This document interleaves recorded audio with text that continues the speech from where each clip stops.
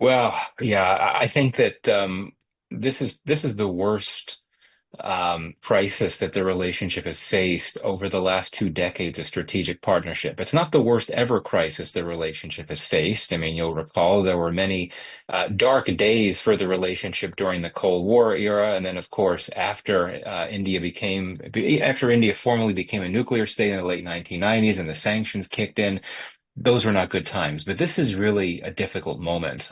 So the question is how to move forward.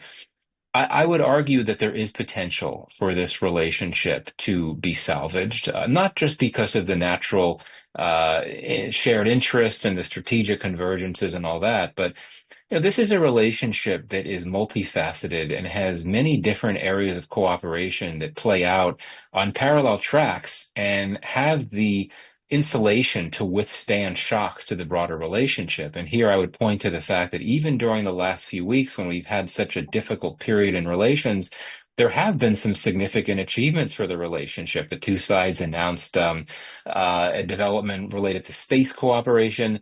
And then, of course, the U.S. also designated the Resistance Front as a terrorist group, which was a big boost to U.S.-India counterterrorism cooperation. So things can still happen. Good things can still come from this relationship, even in some of the darkest days.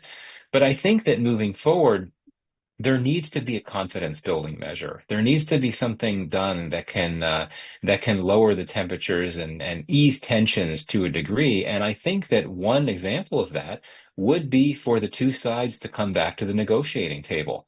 The President Trump has never said that he is not willing to go back to talks. So if the two sides can come back and start talking again, that could be pretty significant right there.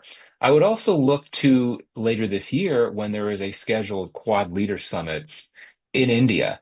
Assuming that summit happens and assuming President Trump goes to India, that could be a confidence building measure that brings a boost to the relationship.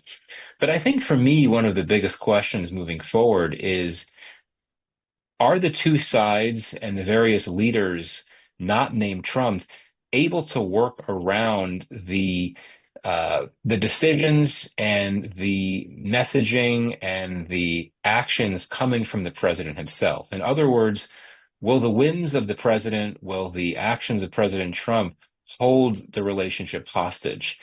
If so, it could be difficult to move forward. But if you have senior officials at the State Department, the External Affairs Ministry,